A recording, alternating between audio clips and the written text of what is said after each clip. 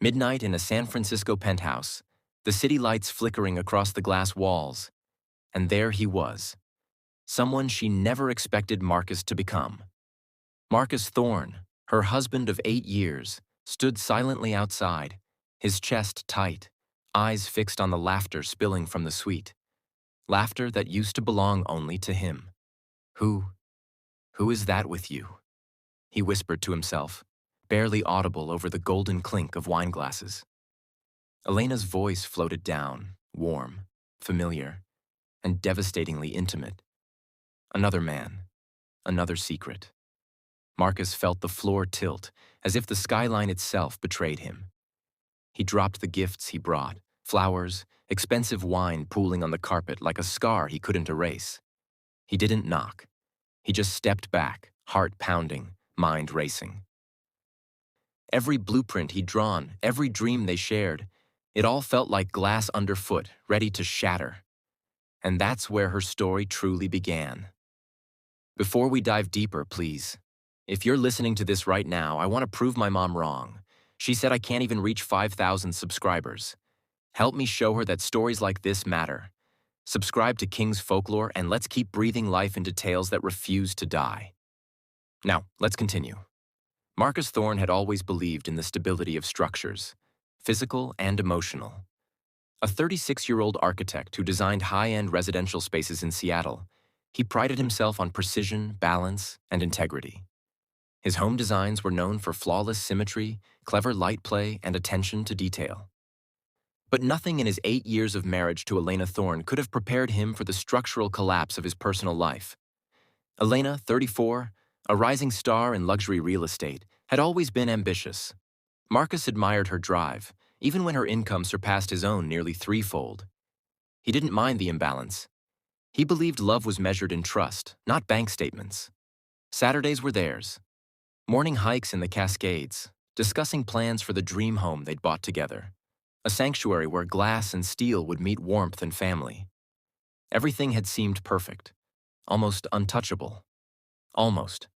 Early December had started like any other week, crisp and clear in Seattle. Elena left for San Francisco on a Thursday morning, her eyes glued to her encrypted work phone. Marcus noticed a subtle distance in her behavior. A pause here, a distracted laugh there. He brushed it off, trusting her implicitly. But on Wednesday, life threw an unexpected curveball. An inheritance arrived. $5,000 from an old mentor. For inspiration, the note read. Marcus stared at the check, and an impulse surged through him. Why not surprise Elena? Take her on the celebratory dinner she'd mentioned months ago at that Michelin-starred restaurant in Pacific Heights? She deserved it. They deserved a night where ambition took a backseat to love. The flight was short, smooth, the city lights of San Francisco glittering below like tiny stars fallen to earth. Marcus thought about Elena laughing at him, joking about his terrible wine-tasting skills, her eyes lighting up when he clumsily tried to pronounce French menu items. He smiled, unaware of how quickly that vision would shatter. Checking into the Fairmont Hotel, he felt a thrill of anticipation. But the first hint that something was wrong arrived at the front desk. Excuse me, Marcus began casually. I'm looking to surprise my wife, Elena Thorne. Could I get a spare key to her suite? The clerk's eyes flickered, an uncomfortable hesitation, almost imperceptible, but Marcus noticed. I'm sorry, sir. That room is registered under Elena Thorne and Julian Vane, the clerk said carefully, voice tight. Julian Vane, the man Elena had described repeatedly as her professional compass, her mentor, her colleague. Marcus felt his chest constrict, every beat a hammer against his ribs. He forced a smile, thanked the clerk, and walked silently to the elevator. 2 floors up, the hallway carpet muted his footsteps. But the sound of laughter, her laughter, spilled into the quiet corridor. It was a laughter that belonged only to him. Only he was supposed to hear it. And yet, it carried another undertone, intimate, teasing, something he hadn't heard in years. His hand trembled as he reached the suite door. A mix of disbelief, anger, and heartbreak swirled in his chest. He stepped back, listening. Elena's voice floated through the thin walls. "You always know how to make me laugh," she said. The words, the tone, the warmth were his memories, his history, now hijacked by someone else. Julian's voice followed, low, possessive, threading through the laughter. Marcus's grip on reality wavered. He'd never imagined this scene. Not Elena. Not like this. Not the woman who promised him forever. The wine bottle he carried slipped from his hand, shattering against the carpet outside. Red liquid seeped into the fibers like a scar on a white canvas. Marcus didn't flinch. He didn't knock. He simply stepped into the hall, the city lights casting long shadows through the hotel windows, mirroring the shadows growing in his heart. "What would you do if this happened to you?" he whispered aloud, though no one could hear him. "Would you leave? Confront? Pretend you never saw it?" For an hour he lingered, absorbing the betrayal in silence. He saw every moment of their past, the hikes, the shared dinners, the plans for the Cascades retreat, flash before him, now fragile, broken, and meaningless. He realized that trust, like architecture, could collapse under unseen pressure. By the time he checked into a room 2 floors down, Marcus had made his first silent decision. He wouldn't react impulsively. No shouting, no confrontation. He would gather evidence, plan, and protect what was rightfully his.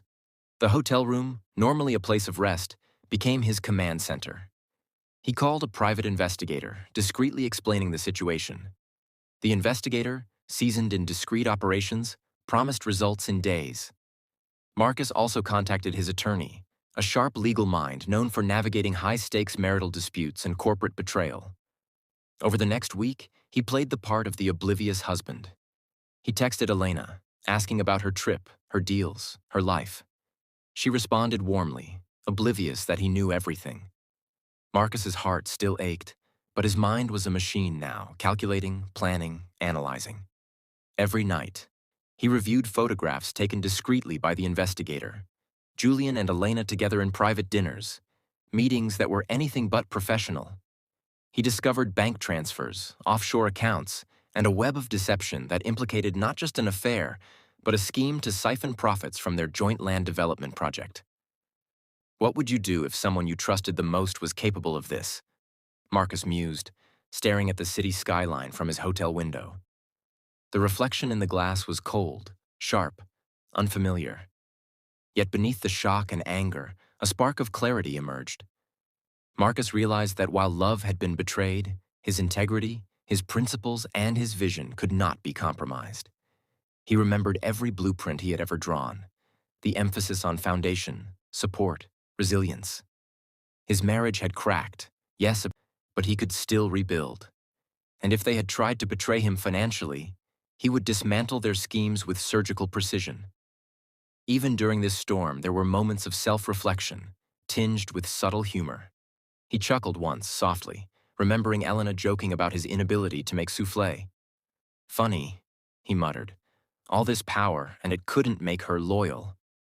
He also remembered the good times, shared breakfasts, Saturday hikes, the nights discussing dream home plans in the Cascades. Those memories became his fuel. He didn't want revenge for spite. He wanted justice, clarity, and the reclamation of his life. Days turned into a week. Each piece of evidence the private investigator uncovered was another brick in his fortress of truth. Marcus documented everything meticulously: photographs, receipts, bank statements, emails. He created a timeline of betrayal, a storyboard of deceit. Throughout this, he maintained his composure in calls with Elena. She spoke of deals, conferences, and ambitions, never suspecting that he had walked through the fire and emerged unscathed in spirit, if wounded in heart. By the 7th day, Marcus had a plan.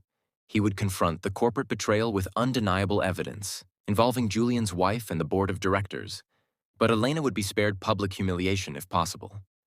He would allow the truth to rise naturally, like a sunrise dispelling night, leaving integrity intact and deceit exposed. Before he acted, Marcus took a walk through the streets of San Francisco at dawn.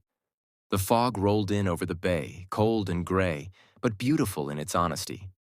He reflected on his life, his love, and the painful lesson he had learned, that even the strongest facades can hide cracks, and that trust, once broken, must be rebuilt carefully, or abandoned completely. "What would you have done?" he asked the empty streets. "Would you forgive, confront, or vanish?" The city's hum answered nothing. But Marcus knew. He would act. Not from rage, not from heartbreak, but from clarity, strategy, and the unwavering principle that he would never allow deceit to compromise his life, his dreams, or his future. That week marked the end of one chapter and the preparation for the next. Marcus had fallen, yes, into the trap of betrayal, but he was rising now, stronger, more precise, and ready to dismantle the illusion of perfection that had cost him so much. And in that quiet hotel room, overlooking a city that didn't know the storm unfolding above its streets, Marcus Thorne began to write the blueprint for justice, integrity, and eventual redemption. Marcus sat back in the hotel room chair, letting the early San Francisco morning light wash over him. The city was quiet, almost serene, but his mind was a battlefield. Every laugh he had overheard, every whispered promise, every touch he had imagined was now tainted. Yet, amidst the whirlwind of betrayal, a cold clarity settled in. He wasn't going to crumble. He was going to act. He picked up his phone and dialed the private investigator. "Everything you find," Marcus said, voice low. "I need it organized, time-stamped, cross-referenced. This isn't just about catching an affair. There's something bigger here. I can feel it." The investigator, seasoned in corporate and personal espionage, assured him the work would be meticulous. Marcus knew he couldn't rush this. Emotions were dangerous when misdirected. He needed facts, evidence, a blueprint of deceit. That same afternoon, Marcus began what he called his silent siege. He kept up appearances in Elena's world, sending supportive texts. "Hope your deal went well. Can't wait to hear about it tonight." She responded eagerly, unaware that he had already witnessed the extent of her betrayal. Late at night, Marcus would pore over the documents the investigator had gathered. Emails, financial transfers, offshore accounts, and private meetings with Julian Vane. Each revelation was a shard in a shattered mirror. Elena's intentions weren't merely emotional. They were strategic, cold, and calculated. The commissions from the land project they'd been planning together were being funneled into hidden accounts, potentially leaving Marcus with nothing. "What would you do if someone you loved had a plan to steal your life right under your nose?" Marcus muttered, tracing the lines of numbers on spreadsheets. The betrayal cut deep, but he refused to let it define him. He had to be smarter than the people who underestimated him. Marcus realized the first step was information. He began mapping the relationships around Julian, colleagues, clients, and even Julian's own wife. He learned that Julian had a history of opportunistic affairs, using charm to manipulate and leverage people for corporate gain. This wasn't just about Elena. She had become part of a game she didn't fully understand until it was too late. Despite the evidence stacking against her, Marcus allowed himself a quiet empathy. Elena wasn't entirely cold-hearted. She was ambitious, blinded by her own drive, and Julian had exploited that ambition. He remembered moments when she had been tender, laughing with him over small victories, dreaming aloud about their future. Those memories were his anchor, keeping him human amidst the storm of anger and strategy. By the third day of surveillance, the evidence was undeniable. Photos captured clandestine meetings in upscale cafes, emails revealed deliberate attempts to conceal transactions, and the private investigator even uncovered handwritten notes indicating plans to dissolve their shared projects in secret. Marcus's heart hardened. This was no longer about betrayal. It was about reclaiming control. He called his attorney late one night. "We need a dual approach," he said. "Legal pressure, corporate accountability, and public leverage. But it has to be silent. Elena mustn't suspect we're closing in yet." The attorney agreed. Marcus outlined a meticulous strategy. Julian's wife would be contacted discreetly, the board of directors would be made aware of irregularities, and all financial documents would be ready for a formal investigation. Marcus also considered emotional strategies. He wasn't going to attack Elena publicly. She had to face consequences, yes, but he wanted the moral upper hand. This wasn't about revenge. It was about justice. Every action he planned had a purpose, every move calculated like the blueprints he drew for his homes. Even amidst this cold calculation, Marcus allowed himself small human moments. A brief walk along the Embarcadero, coffee in hand, watching the fog roll in from the bay. He remembered their first vacation together in Sausalito, laughing on a ferry, Elena's hair whipping in the wind. Those memories fueled him. They reminded him of what integrity truly meant, protecting himself without succumbing to bitterness. What would you do if someone you loved was capable of this kind of deception? He asked aloud to the empty hotel room. The silence was his counsel. In the silence, Marcus's resolve strengthened. Betrayal, he realized, wasn't the end. It was the beginning of a new phase, a chance to rebuild, stronger than before. As the week progressed, Marcus maintained a delicate balance, outwardly calm, inwardly strategic. He documented everything meticulously, ensuring the evidence trail was airtight. He even started subtle financial tracking on Elena's movements. Credit card purchases, flight patterns, hotel reservations, all legal but revealing enough to confirm patterns. Every detail mattered. By the end of the week, Marcus had compiled a dossier that was irrefutable. Julian and Elena's plans were laid bare. Attempts to redirect profits, conceal transactions, and manipulate legal loopholes. But more than that, he had regained something he hadn't realized was lost: control. Where once he had been shocked and vulnerable, he was now deliberate and empowered. He called the private investigator one last time. "Thank you," he said. "Your work has saved more than my money. It's saved my future." The investigator replied simply, "You're doing all the hard work, Mr. Thorne. This is your story to write." Marcus smiled faintly, leaning back in his chair. The city outside was waking, fog lifting, light spilling across the bay. He imagined the confrontation ahead, the strategic reveal that would expose deceit without tarnishing his own integrity. It wasn't revenge. It was justice, measured and precise, like the lines of a building standing tall against a storm. That night, Marcus allowed himself a quiet reflection. He sat on the hotel balcony, the cold wind brushing against his face. Ambition without integrity is a fragile structure, he thought. Trust once broken can be rebuilt, but only if we build stronger foundations. He let the memory of their laughter, the good times, warm him. They had been real, genuine, and worth remembering. But they were also a reminder that love, ambition, and trust must coexist carefully, or risk collapse. By the time Elena returned from her San Francisco meetings, Marcus was ready. Calm, collected, and armed with a silent arsenal of evidence, he would play the part of the oblivious husband, just as he had intended. But the undercurrent of strategy was now his ally. And though his heart still ached, Marcus realized something powerful. Betrayal, when met with clarity and planning, could become a tool for growth.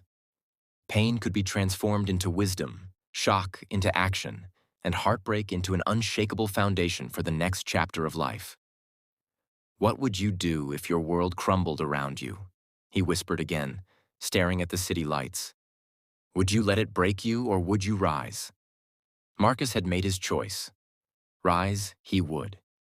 And when the time came, he would not just rebuild.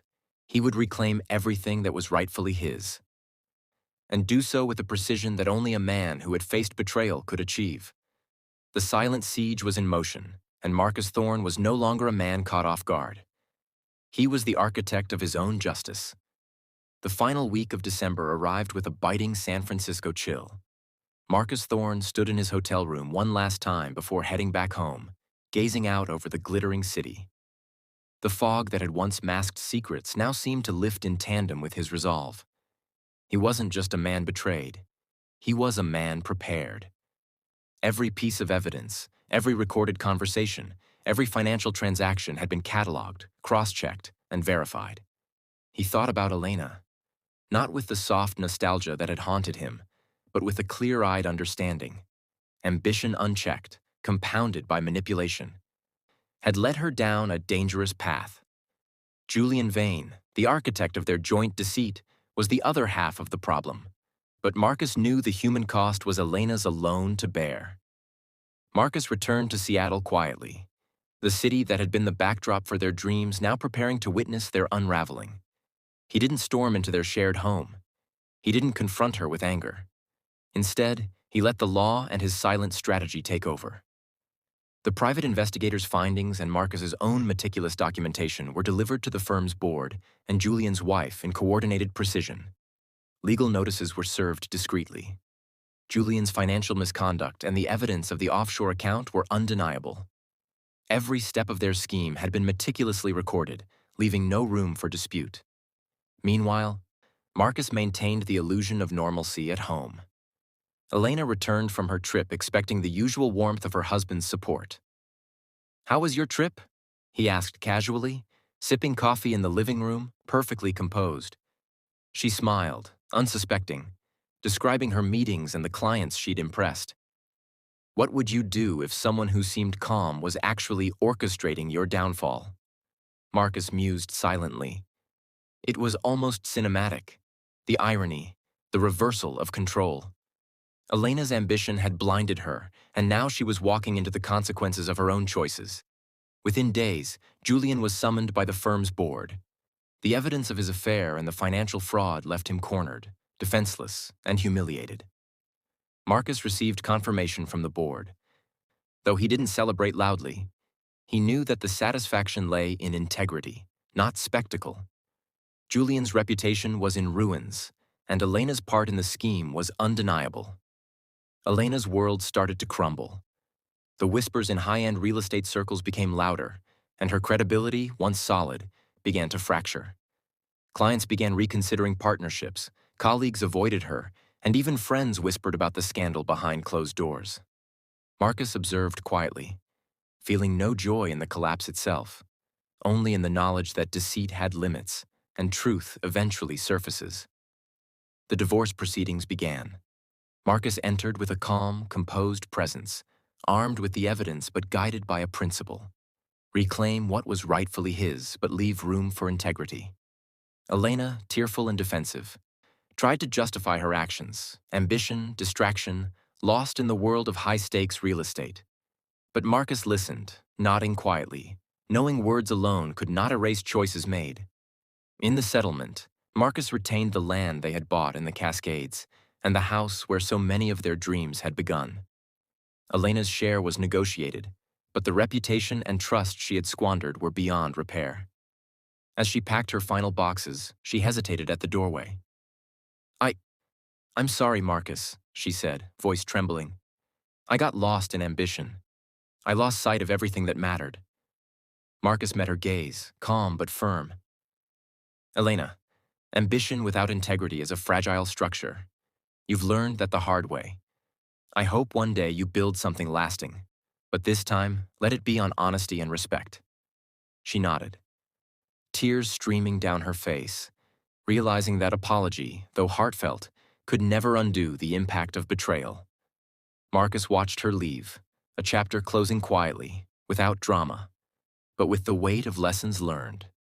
In the weeks that followed, Marcus began reconstructing his life, much like one of his architectural projects. Every blueprint, every decision, now carried the imprint of clarity and experience. He dedicated time to the Cascades land, envisioning a home not just of glass and steel, but of trust, patience, and resilience. He also reflected on the personal growth that had come from heartbreak. Betrayal had forced him to confront not just Elena's choices, but his own assumptions about trust and love. He realized that integrity was the foundation of every relationship, every project, every life worth building.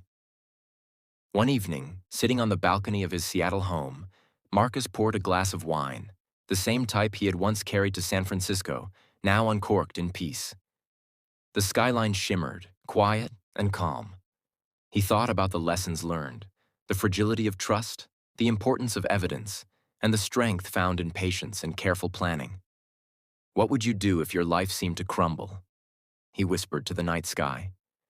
"Would you let it define you, or would you rise stronger?" Marcus knew the answer now. He had risen, and in rising, he had claimed not just material justice, but emotional clarity, moral integrity, and a renewed vision for the future.